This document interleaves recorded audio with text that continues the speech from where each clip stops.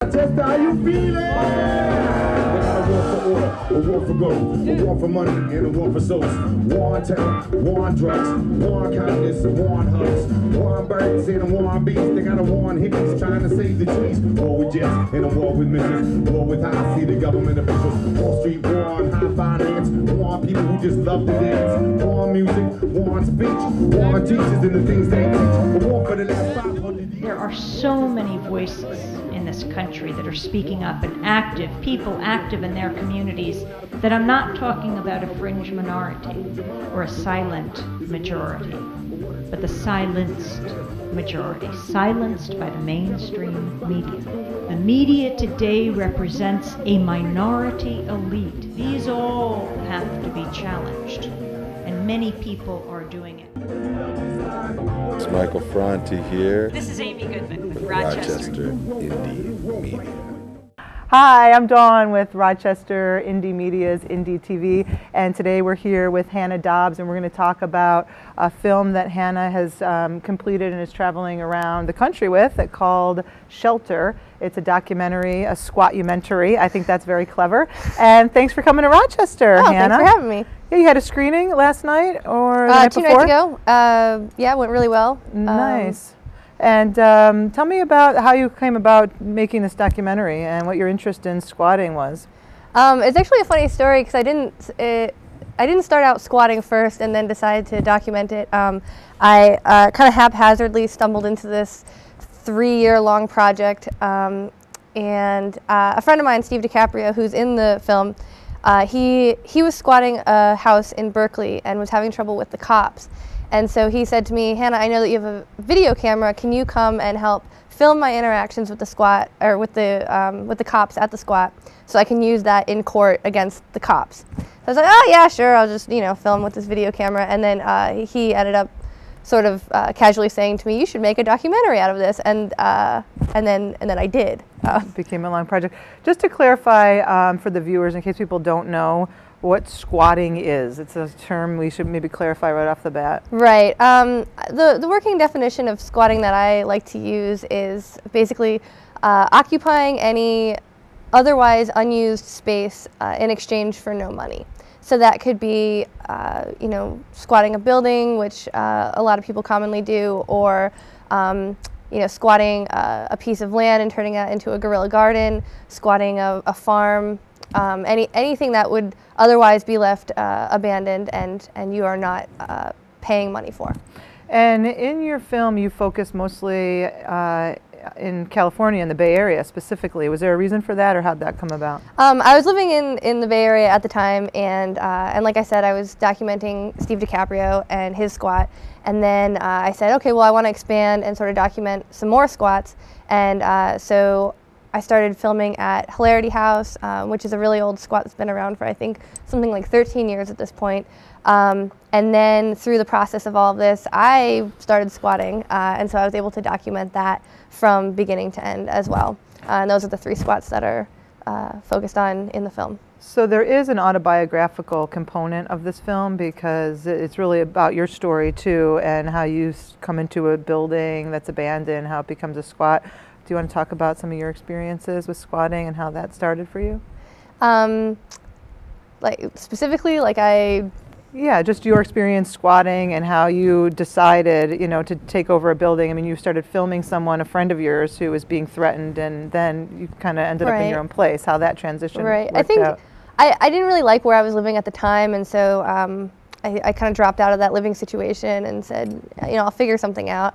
And I had been staying on someone's couch, and so one night I decided to go break into this building that I had seen abandoned for quite some time, and check it out. And then I started staying there pretty much by myself, or maybe with one other person on and off, for a couple of weeks. And no one seemed really that interested in squatting with me, because it sounded like this dirty adventure, and not very comfortable adventure. And then once we got things fixed up a little bit more, all of a sudden more people were coming and saying, hey, I heard you have this nice squat, can I come stay with you? I guess there's a lot of motivation, especially in California and the Bay Area, because it's so expensive. It's so prohibited to, pay rent and just find something. If you're student, income level, or temporarily like traveling or moving through, there's probably more motivation and higher numbers of squats out there, maybe? Or? You would think so, but then, the flip side of that is that with the high property values either there are not a lot of abandoned properties, not in the sense of, in upstate New York, here in Rochester, the proportion of abandoned properties is significantly less in the Bay Area. And the other thing is that they tend to be more closely monitored because people don't want to have their property destroyed. Mm-hmm.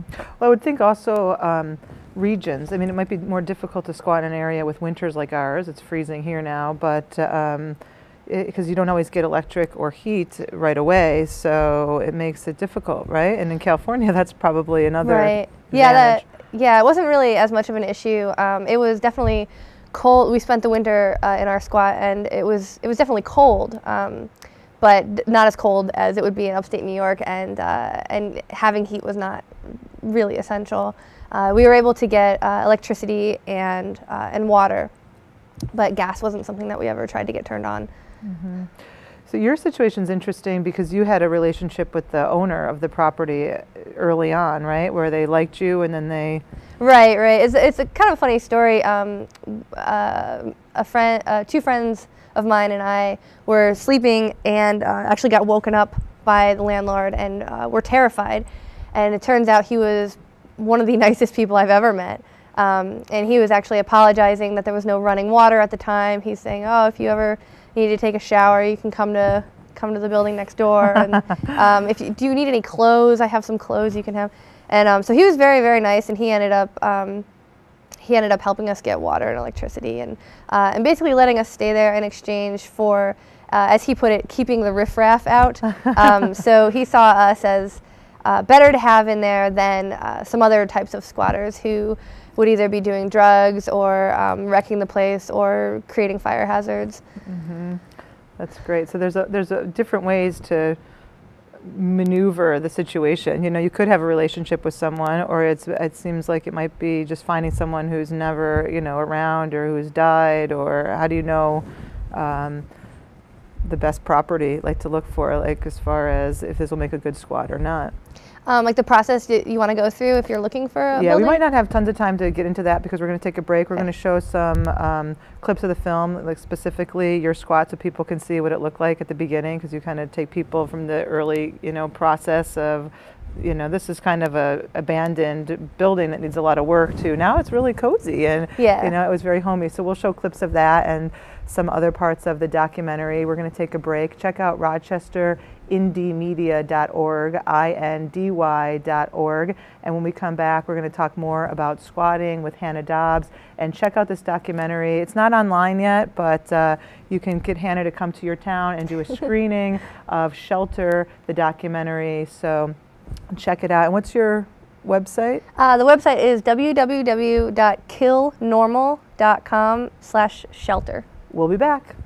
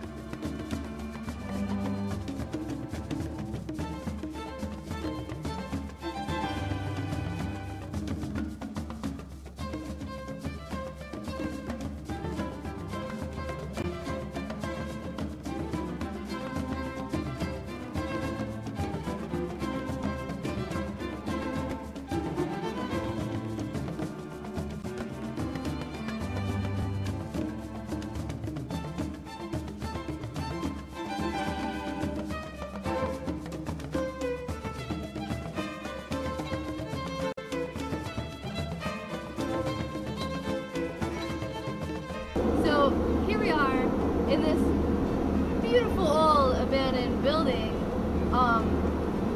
but it's really reminiscent of this industrial era in Emeryville. Across the street we have a giant hotel. On the other side of us we have another hotel. We have super fancy condos across the way. There's a big food court mall over there, a Borders, Barnes and Noble, and then there's a uber bougie, nauseating shopping center, and then we've got Trader Joe's and just all these places to shop. And Emeryville as a city has basically turned into one big mall. So we have Trader Joe's, and we can go like eat out of the Trader Joe's dumpster, things like that.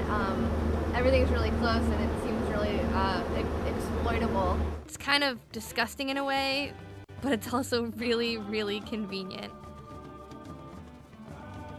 You're watching IndyTV. I'm Dawn with Rochester Indymedia's IndyTV. Check us out online, Indymedia.org, INDY.org. It's an open publishing website. You can post your own articles and stories. Check out the calendar. Come out for great events that we have, like wonderful filmmakers that come through town. We were talking to Hannah Dobbz today, who is the filmmaker of a documentary called Shelter, and it's about squatting, taking over unoccupied spaces, houses, buildings, gardens, community lots, and claiming it and reusing it in a way that you don't have to pay rent. I love that idea. So we need to do it, especially in this time.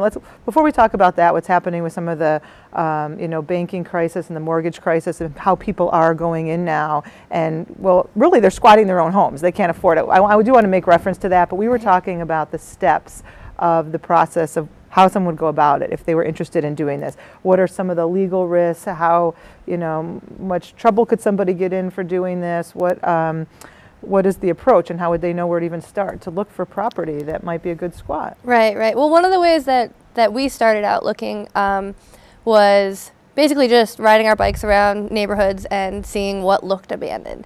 And we often found actually that things that sometimes looked abandoned were not necessarily abandoned.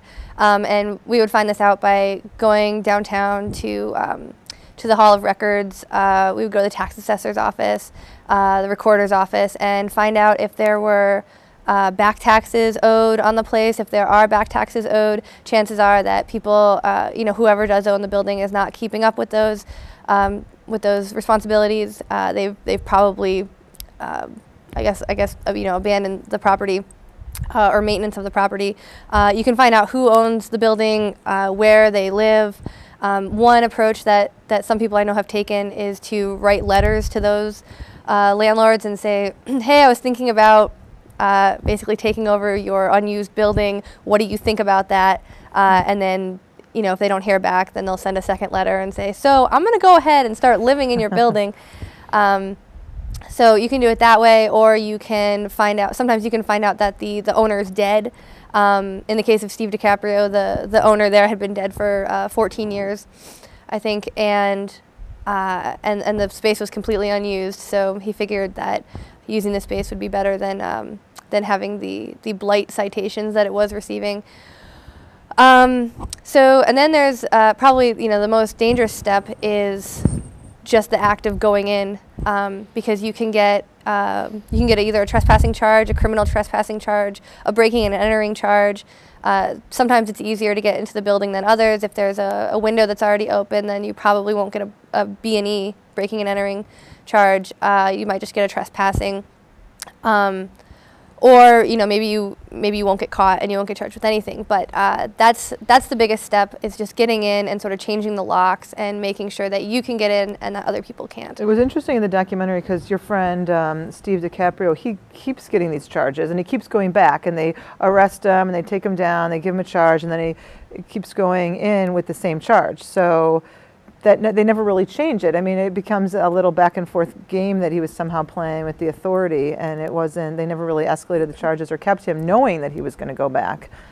Right, right. And he knew that he was legally, somewhat at least, in the right, because he had been studying the law around it, and basically these police didn't really have authority to push him out. They didn't have the request of the owner to say, like, can you get these people off my property? They were just sort of making this their own crusade to prevent a movement from happening. That was their big fear, was that if this one person can take over a house and start living in it for free, then who knows what other people might do. So it might send a message. So they decided, even though the owner was dead, that they were going to try to stop this from happening. And they had the neighbors on their side as well, because turns out he inconveniently moved into a neighborhood of all landlords and property owners, so they couldn't really empathize with him.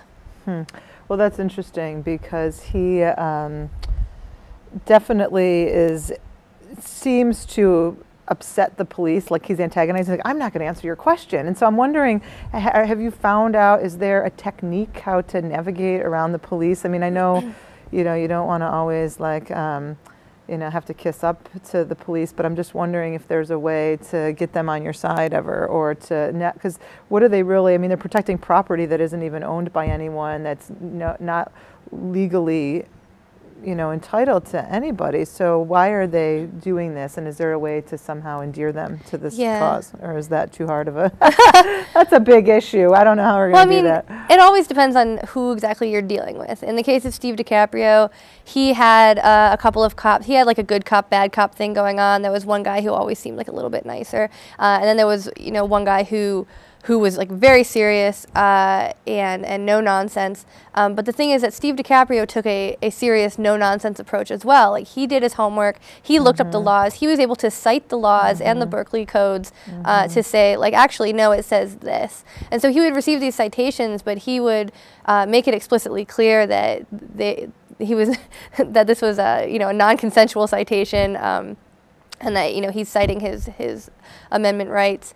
And then he would also bring copies of all of his documents proving residency in the house.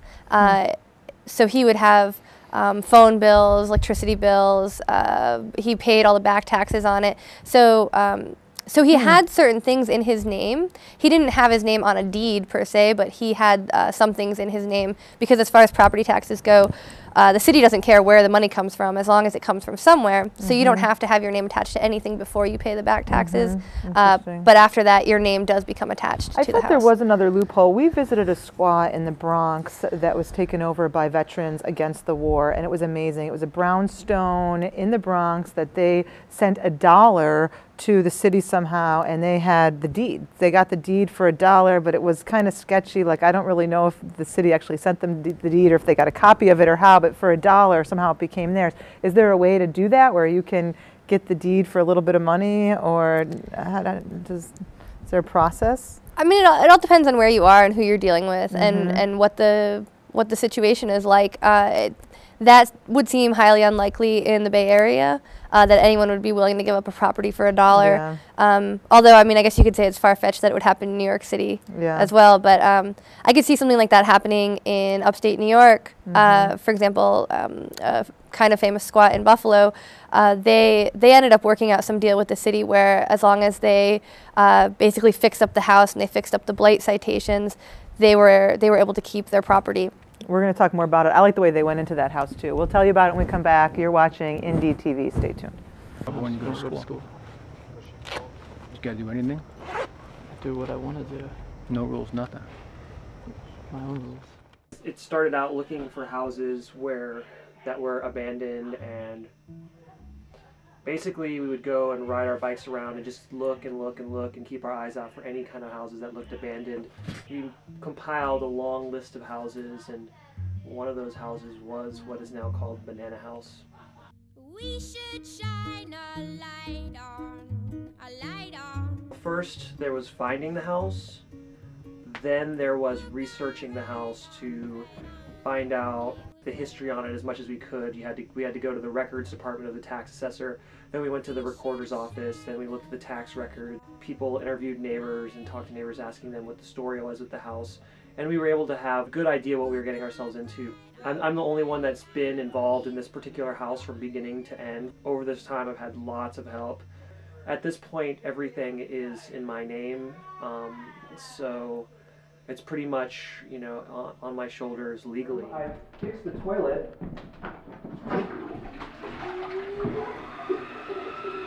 And this was filled with like rusty pots and pans, which we threw away, and this has been soaking in bleach since the cops came and locked me out, which I guess that was like fucking 2 months ago or something. The history on this house is apparently 1982 George Thomas died. His wife, Essie Mae Thomas, took over the property because she's his wife. She died in 1988, and Preston Thomas, their son, was living in the house, and he died 2 years later. According to neighbors, he was a drug addict. So after he died, no one came forward and claimed the property from 1990 till now. Rochester Indymedia's IndyTV. Today we're talking with Hannah Dobbz, a filmmaker of the documentary Shelter. And Hannah, just tell me now what your plans are. You've been showing this. What kind of response are you getting from the screening so far from this film, and what's coming out of it? It's been mostly a really positive response. In fact, I've been doing mostly sort of like info shops and radical spaces, but I did actually I did one screening at UConn, University of Connecticut, and we had about 50 people turn out who did not appear to look radical at all, and they were all extraordinarily interested in the subject, and we actually ended up having a really good discussion afterwards about the possibility of sustainability within squatting, or somehow achieving sustainable housing, which everyone was really interested in. And I actually had one person come up to me afterwards and privately ask, you know, how can I, like, kind of looking around, like, how can I do this? I'm a student, I don't have a lot of money, I was thinking maybe this might work for me. Where do I start? So I thought that was really cool. It's touching people in a way that they might not be. It's making people think of alternative possibilities, especially now. We started touching on just this mortgage crisis. People are squatting their own homes. You know, they've had these predatory lenders, these crazy interest rates, are being kicked out, and they have nowhere to go. They have families, they have kids, and in one area, I don't remember what town, I thought it was Ohio, but I could be wrong about that, the police wouldn't even enforce the eviction notice. They said, I'm not going to kick people out of their homes. So, you know, it's one thing people can, like, even think about, just stay in your homes and just see what happens, find a way to work it out, to encourage people to do that. But as far as getting, you know, talking about that stability issue, it does seem like when you watch the film, it's definitely like a crusty punk, anarchist subculture, fun thing, very young, very transient. But you mentioned this one squat being there for 14 years, but are the members, like, are there people that live there that have been there 14, or it just kind of changes hands? It doesn't seem that, like, long term for people. Right. I mean, a lot of people who are involved in or who have squatted, they tend to be more transient, but I think that if you want something that's really going to last a long time, there needs to be some kind of anchor there. There needs to be somebody who's going to stay there and make it work and maintain it, which is why a lot of these places fall apart, is because people will sometimes just pick up and leave town. You know, which isn't to say that this is the only type of person who squats. The reason why those type of people are documented in the film is because they're a lot lower risk than some other people who choose to squat. For example, you know, some high-profile individuals might choose to squat, or families, or you know, people who have a lot to lose, and they really have to stay under the radar, and they probably would not be able to go to the media and say, like, hey, look what I'm doing. Whereas squatters in this movie tend to want to make more of a political statement about it and say, like, hey, everyone should have the right to housing, rather than because they actually need the housing and have no other way to get it. Has doing this film brought you in touch with other squats around the country? Have you found out there's more of a movement here than you thought, or more things coming to the surface around this for you? Well, movement's a funny word, because it implies some kind of cohesion. I don't think that we have that yet. A lot of people in the United States sort of look to Europe for their model of squatting, and see that as something that stands alone and that cannot be emulated. The European model is more like squatted social centers. There's whole like giant groups of people will get together to go squat places. The laws are different, and they're more conducive to doing that sort of thing, especially in the most famous place is Amsterdam, where there's like a coalition of squatters who will, you can go to them and say, hey, like, I want to squat a building, I need 50 people to come over and occupy the place with me for a little while, and then they'll all come over, and then, you know, you tell the police that you're doing this, and if you're there for 3 days and you have a a bed, a chair, and a lock or something is the rule, then it becomes yours. So we don't quite have laws like that here. We don't quite have movements like that here. Everyone seems to be wanting to be a little bit more clandestine about it, and I think with that kind of attitude, you're never going to get a real movement behind it. Yeah, people need to be more visible and start making these claims, you know. Right. So what message would you want to get out there for people who are watching this, who maybe are thinking about, I mean, no one wants to pay rent. I think you're kind of getting everybody on board with that nobody wants to pay rent or pay high interest rates for, you know, costly mortgages, or pay somebody else to live somewhere. So that's one thing I think people could agree with. But if they can't, if it's not for everybody, how could people also get on board with this kind of, you know, thinking and these kind of projects? Right, right. I mean, I guess one way is you touched on the foreclosures issue, and you have some more mainstream people who are indeed squatting their own houses. They were asked to leave, and they said no. And I know at least in Boston, they have a lot of foreclosure eviction solidarity movements going on. They'll have these actions where a family's supposed to be kicked out of their house at a certain point in time, and so they have all these people hang out front so they can't be evicted. And so I think, you know, that's one way of doing it, which kind of goes back to that European model, in which they get a lot of people to sort of mob a place and hold it down until the authorities leave. That's one way to do it. I guess, I don't know, as far as... Are you currently squatting now? No. No? No, I'm not. You got to pay rent somewhere. Your bubble burst too, kind of, I guess. Huh? I mean, you know, there's a time for squatting and a time for not squatting, and you know, sometimes it works for you, and it's not. And I definitely don't want to frame it as the answer to everything, because I don't think that it is, and I don't think it is for everyone, and I don't think that everyone has the privilege to go in and risk some things. Well, thanks for coming and talking to us about it. And I'm going to answer Hannah's question too. Another thing people can do is you can consider giving us a building, because we're looking for a community center here for bringing more wonderful people like Hannah, filmmakers, artists, having a community garden, doing a lot of our projects like Food Not Bombs, having a kitchen, having a meeting space, place to do all of our screenings, and some music shows. So if you know of a building that needs a little love and tender loving care from the hands of this really creative community, we're looking for your space. So let us squat it, let us have it, give it to us, contact us. You've been watching Rochester Indymedia's IndyTV with Hannah Dobbz from Shelter, the documentary. Thank you so much, Hannah. Thank you. So awesome to Thanks, have Dawn. you here. Thanks. And we'll be showing more clips of your film too, so on that.